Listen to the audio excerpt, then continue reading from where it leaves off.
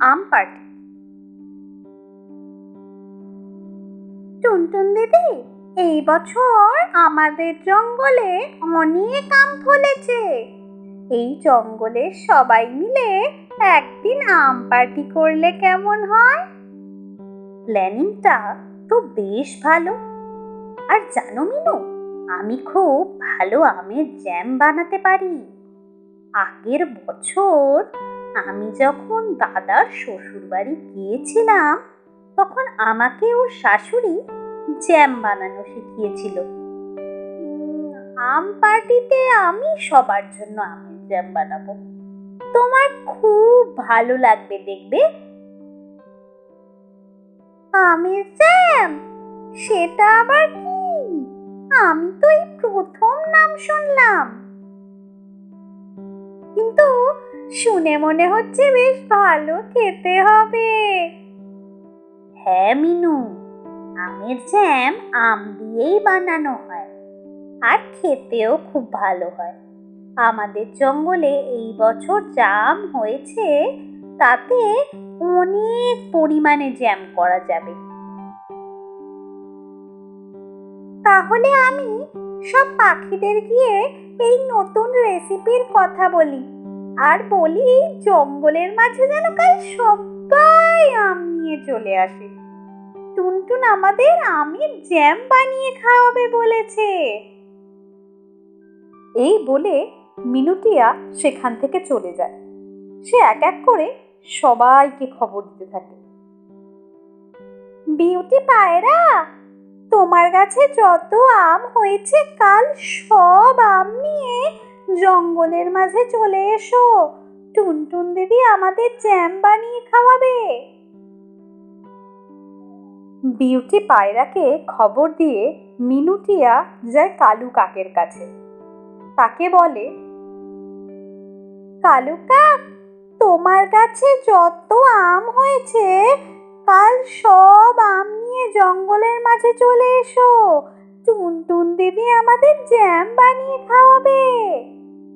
এইভাবে মিনু এক এক করে নীল, টুনি, নীলা, মুরগি, কুকু সবাইকে খবর দেয়। পরের দিন সকালে সকলে আম নিয়ে হাজির হয় জঙ্গলের মাঝখানে। এই নাও টুনটুন দিদি, আমরা সকলেই যা আম এনেছি, এবার তুমি আমাদের তাড়াতাড়ি জ্যাম বানিয়ে খাওয়াও। আমরা কেউ কোনোদিন জ্যাম খাইনি। সব পাখিরা আম নিয়ে আসলেও কালু কাক কিছুই নিয়ে আসেনি। এই দেখে টুনটুন তাকে বলল, কালু ভাই, সবাই তো আম নিয়ে এসেছে, তুমি কেন নিয়ে আসোনি? তুমি কি আম আনতে ভুলে গেছো? মানে টুনটুন, তুমি তো জানো এই বছর কত ঝড় বৃষ্টি হয়েছে, তাই আমার গাছে সব আম ঝরে গেছে, তাই আমি আনতে পারিনি, খালি হাতেই চলে এসেছি। তুমি আমাকে কাজ দাও, আমি তোমার সব কাজ করে দেব।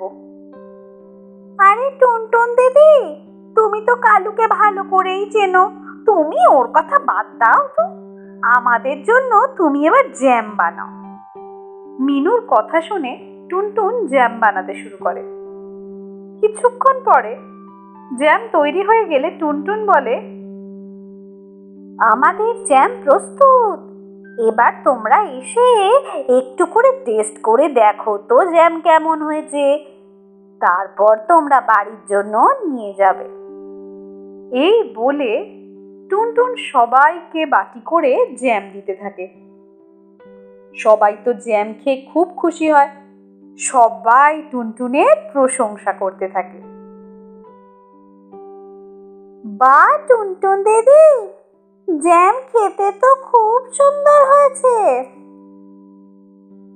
হ্যাঁ সত্যি খুব সুন্দর টেস্ট হয়েছে, তোমার হাতে তো জাদু আছে টুনটুন, খুব সুন্দর টেস্ট হয়েছে। এবার তোমরা একটা কাজ করো, তোমাদের বাড়িতে যা যা খাবার আছে সেগুলো নিয়ে এসো, আমরা আমাদের পার্টি শুরু করব। ততক্ষণ এই জ্যাম ঠান্ডা হতে থাক। জ্যাম ঠান্ডা হলে আরো সুন্দর খেতে হয়। এই কথা শুনে সব পাখিরা সম্মত হলেও কালু কাক তো খুব চালাক। সে কারোর সাথে নিজের খাবার ভাগ করে নিতে চায় না।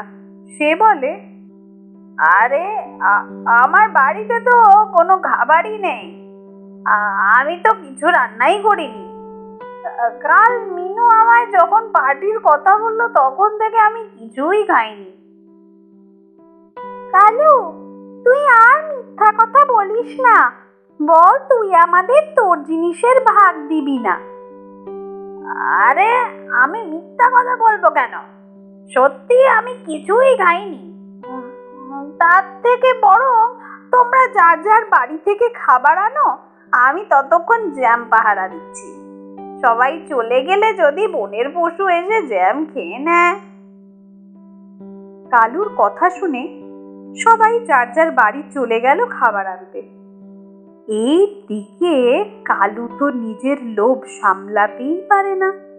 সে মনে মনে ভাবে, টুনটুন তো অনেক জ্যামই বানিয়েছে, এর থেকে আমি যদি একটু খাই তাহলে কেউ বুঝতে পারবে না। এই ভেবে কালু কাক একটু জ্যাম খেয়ে ফেলে। তার এতই ভালো লাগে সে আবার একটু খায়। এইভাবে একটু একটু করে কালু সব জ্যাম খেয়ে শেষ করে ফেলে। এত পরিমাণ জ্যাম খেয়ে কালুর পেটে ব্যথা শুরু হয়ে যায়। সে ব্যথায় ছটফট করতে থাকে। সেই সময় বাকি পাখিরা যার যার বাড়ি থেকে অনেক খাবার নিয়ে চলে এসেছে। আর তারা এসে দেখে কালু কাক পেটের ব্যথায় ছটফট করছে। এই দেখে টুনটুন তাকে জিজ্ঞাসা করে, কি হয়েছে কালু, তুমি এমন ছটফট করছো কেন? সব জ্যাম তো শেষ, এত পরিমাণ জ্যাম গেল কোথায়? আমার জ্যাম খুব ভালো লেগেছিল, তাই আমি একটু খেয়েছি। উফ, তারপর থেকে আমার পেট ব্যথা করছে, আমি তো একটুই খেয়েছিলাম। কালু, তুমি তো অল্প খাওনি, তুমি তো পুরোটাই শেষ করে ফেলেছো। এটা তো তুমি ঠিক করনি। এখানে সবার জন্য আমি জ্যাম তৈরি করেছিলাম। আমায় তোমরা পরে বকাবকি করো, এখন দয়া করে কেউ ডাক্তার দিদিকে ফোন করো।